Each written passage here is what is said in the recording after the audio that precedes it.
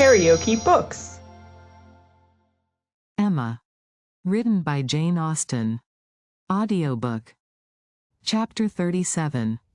A very little quiet reflection was enough to satisfy Emma as to the nature of her agitation on hearing this news of Frank Churchill.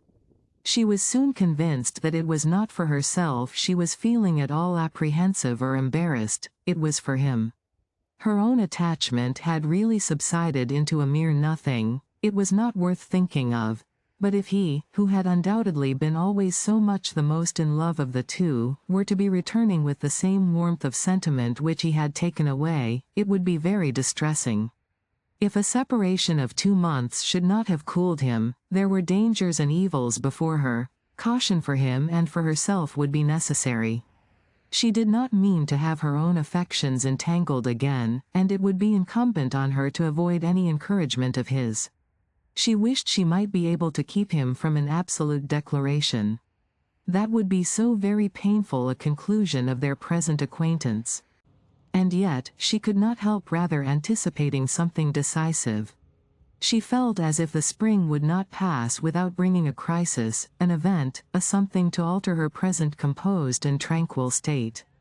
It was not very long, though rather longer than Mr. Weston had foreseen, before she had the power of forming some opinion of Frank Churchill's feelings.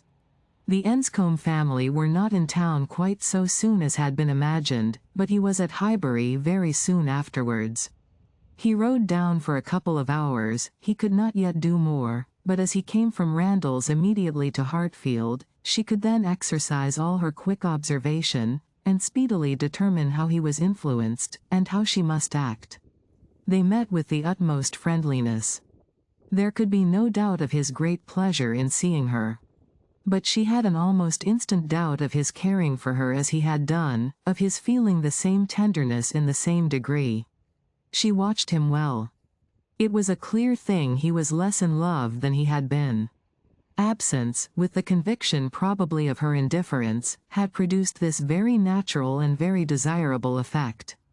He was in high spirits, as ready to talk and laugh as ever, and seemed delighted to speak of his former visit, and recur to old stories, and he was not without agitation. It was not in his calmness that she read his comparative indifference. He was not calm, his spirits were evidently fluttered, there was restlessness about him.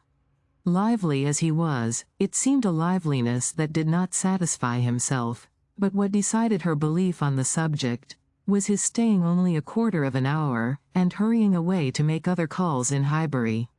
He had seen a group of old acquaintance in the street as he passed, he had not stopped, he would not stop for more than a word, but he had the vanity to think they would be disappointed if he did not call, and much as he wished to stay longer at Hartfield, he must hurry off. She had no doubt as to his being less in love, but neither his agitated spirits, nor his hurrying away, seemed like a perfect cure, and she was rather inclined to think it implied a dread of her returning power, and a discreet resolution of not trusting himself with her long. This was the only visit from Frank Churchill in the course of 10 days.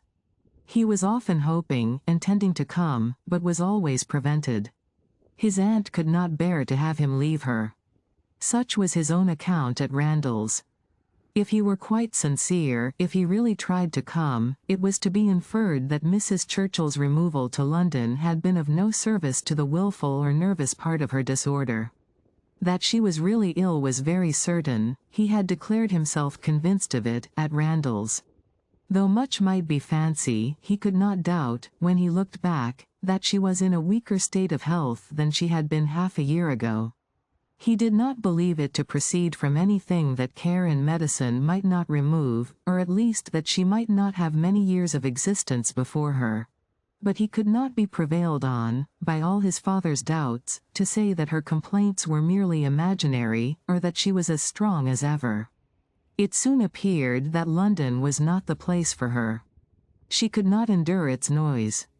Her nerves were under continual irritation and suffering, and by the 10 days' end, her nephew's letter to Randalls communicated a change of plan. They were going to remove immediately to Richmond. Mrs. Churchill had been recommended to the medical skill of an eminent person there, and had otherwise a fancy for the place. A ready-furnished house in a favourite spot was engaged, and much benefit expected from the change. Emma heard that Frank rode in the highest spirits of this arrangement, and seemed most fully to appreciate the blessing of having 2 months before him of such near neighbourhood to many dear friends. For the house was taken for May and June. She was told that now he wrote with the greatest confidence of being often with them, almost as often as he could even wish. Emma saw how Mr. Weston understood these joyous prospects. He was considering her as the source of all the happiness they offered. She hoped it was not so. 2 months must bring it to the proof. Mr. Weston's own happiness was indisputable. He was quite delighted. It was the very circumstance he could have wished for. Now, it would be really having Frank in their neighborhood. What were 9 miles to a young man? An hour's ride. He would be always coming over. The difference in that respect of Richmond and London was enough to make the whole difference of seeing him always and seeing him never. 16 miles, nay, 18, it must be full 18 to Manchester Street, was a serious obstacle. Were he ever able to get away, the day would be spent in coming and returning. There was no comfort in having him in London. He might as well be at Enscombe, but Richmond was the very distance for easy intercourse. Better than nearer. One good thing was immediately brought to a certainty by this removal, the ball at the Crown. It had not been forgotten before, but it had been soon acknowledged vain to attempt to fix a day. Now, however, it was absolutely to be. Every preparation was resumed, and very soon after the Churchills had removed to Richmond, a few lines from Frank, to say that his aunt felt already much better for the change, and that he had no doubt of being able to join them for 24 hours at any given time, induced them to name as early a day as possible. Mr. Weston's ball was to be a real thing.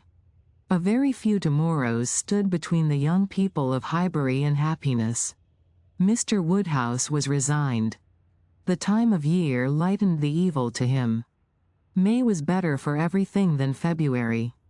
Mrs. Bates was engaged to spend the evening at Hartfield. James had due notice, and he sanguinely hoped that neither dear little Henry nor dear little John would have anything the matter with them, while dear Emma were gone. If you liked what you heard, please subscribe to the channel.